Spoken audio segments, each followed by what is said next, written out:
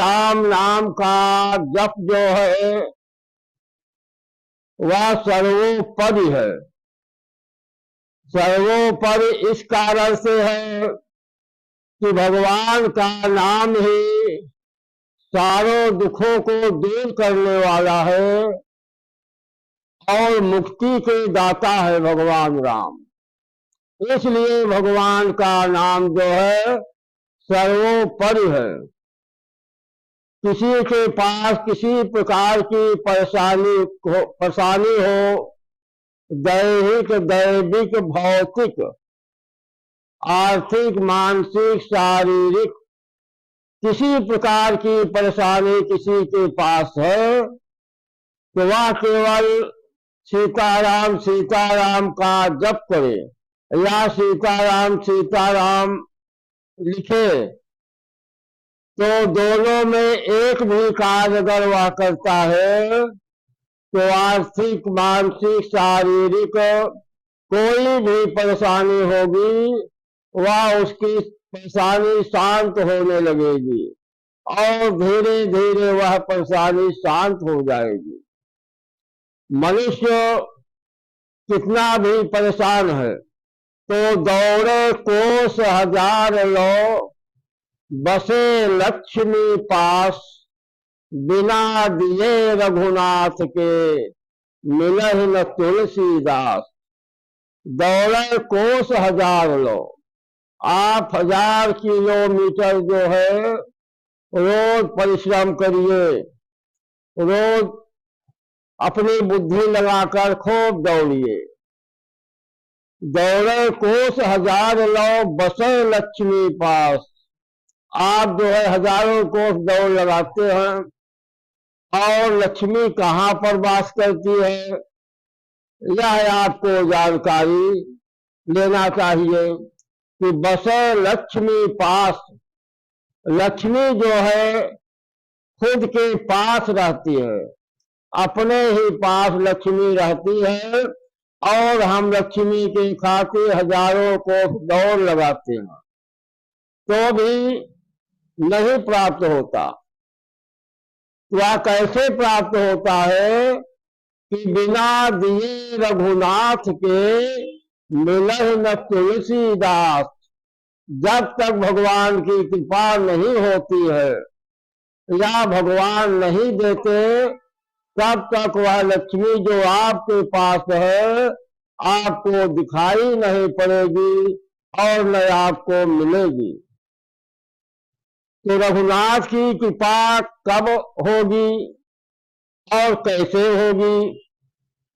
आप जो है जब भगवान के शरण में जाएंगे, उनकी सेवा करेंगे, जैसे किसी से कुछ चीज लेना है, कोई सामान या द्रव्य लेना है तो आप वहां पर गए उसके पास और वह तत्काल निकाल करके आपको देगा नहीं।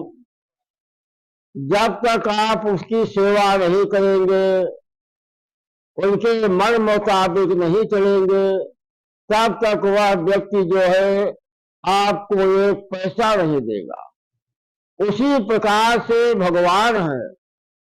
तो जब भगवान के पास आप जाएंगे और उनकी सेवा करेंगे, उनका पूजन करेंगे, साथ में आप भगवान का नाम जपेंगे। जितना ज्यादा से ज्यादा हो जाए, 2 घंटे, 4 घंटे, 10 घंटे, 12 घंटे सीताराम सीताराम नाम का जप करते रहे और अपने कर्म को करते रहे। या सीताराम सीताराम 2 घंटे 4 घंटे लिखा करें। तो जब आप भगवान के शरण में हैं और उनका भजन कर रहे हैं, उनका नाम लेखन कर रहे हैं, तभी आपके ऊपर भगवान की कृपा प्राप्त होगी। तो बिना दिए रघुनाथ के मिलहि न तुलसीदास। तब उनकी कृपा आपके ऊपर हो जाएगी, जो आपकी इच्छा होगी वही प्राप्त होगा। तो कोई भी वस्तु पाने के लिए पहले जो है उनकी सेवा करनी पड़ेगी। उनके पास आप जाएंगे, उनकी सेवा करेंगे, आज्ञा का पालन करेंगे, उनका जैसा नियम है, कानून है, उसी के अनुसार चलेंगे, तभी वह जो है, तभी आप उनका मन जीत सकेंगे। मन तभी जीता जाता है जब आप उनके इच्छानुसार कार्य करेंगे, तभी आप उनके मन को जीत पाएंगे। इसी प्रकार से भगवान है। भगवान का कैसा नियम है, कानून है, कैसे पूजा करना चाहिए, और भगवान किस पूजा से, किसकी सेवा से भगवान प्रसन्न होते हैं, उसमें अपनी बुद्धि का विचार करना चाहिए कि हम भगवान की कौन सी ऐसी सेवा करें कि भगवान जल्दी प्रसन्न हो जाए।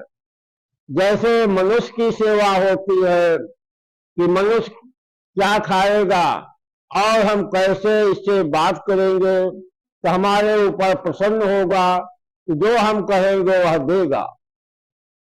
जब मनुष्य जो है सांसारिक जीव सेवा से, आज्ञा पालन से प्रसन्न होकर आपको दे देता है, तो भगवान तो जगत पिता है, स्वयं परमात्मा है। तो जब आप उनकी सेवा करेंगे, जगत पिता की सेवा करेंगे, परमात्मा की सेवा करेंगे, जब मनुष्य दे देता है तो भगवान जो है आपको आपकी इच्छा के अनुसार देंगे, और अंत समय में आपको वैकुंठ लोक की भी प्राप्ति होगी। जैसे आप किसी मनुष्य की सेवा किया तो वह आपको अन्न, धन और वस्त्र देगा।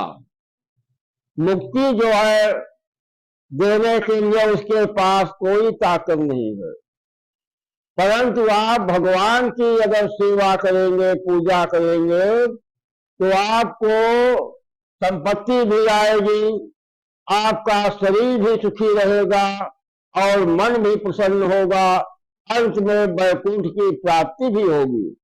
भगवान की सेवा से इस लोक में और परलोक में जो जो आपकी जरूरत है सब कुछ प्राप्त हो जाता है।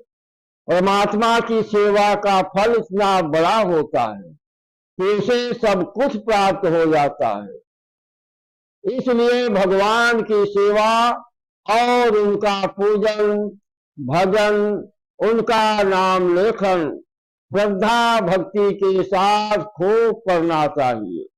जो संत की सेवा होती है, जो संत की सेवा करता है, संत जो है भगवान का हृदय है। जैसे आप विचार किया कि भगवान को कैसे प्रसन्न किया जाए, तो भगवान कहते हैं कि आप हमको मत प्रसन्न करो और हमारी सेवा मत करो, परंतु जो हमारे भक्त हैं, संत हैं, आप उनको प्रसन्न करो, उनकी सेवा करो, तो मैं अपने आप प्रसन्न हो जाऊंगा। और जो आप संत की सेवा करेंगे, साक्षात नारायण की सेवा होगी, हमारी सेवा होगी। तो भगवान को प्रसन्न करने के लिए पहले आप उनके भक्त, भगवान के पुत्र जो है संत होते हैं, आप पहले उनको प्रसन्न कीजिए।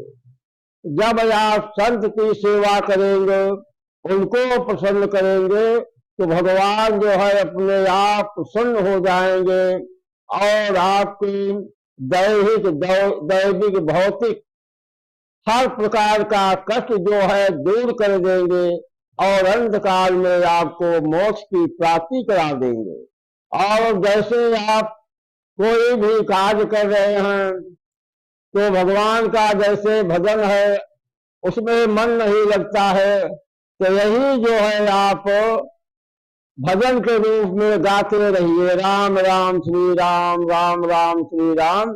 इसी को भजन के रूप में गाते रहेंगे तो आपका मन भी लग जाएगा और आपका उधर कार्य भी होता जाएगा और भगवान भी प्रसन्न हो गए, क्योंकि आपका भजन जो है चल रहा है और साथ में जिस कार्य में आप लगे हैं वह बड़े सुचारू रूप से अच्छा ही होता जाएगा और आपको पता ही नहीं चलेगा कि यह कार्य कब हो गया। सब भगवान की लीला है, वही होता है जो भगवान की इच्छा होती है। इसलिए आप भगवान के भजन को करते रहे, संतों की सेवा करते रहे। इसमें हानि होगा, लाभ होगा, क्या फल होगा, उसके ऊपर विचार मत करिए, वह सब भगवान के ऊपर छोड़ दीजिए। आप यही समझिए कि हमारा यह कार्य है, हमारे जीवन का यह कार्य है, यह भी थोड़ा सा अपना कार्य कर रहे हैं, इसमें हानि होगा, लाभ होगा, हमसे क्या मतलब है। हम जिसका भजन कर रहे हैं जैसा चाहेंगे वैसा करेंगे। जय श्री राम, जय श्री राम।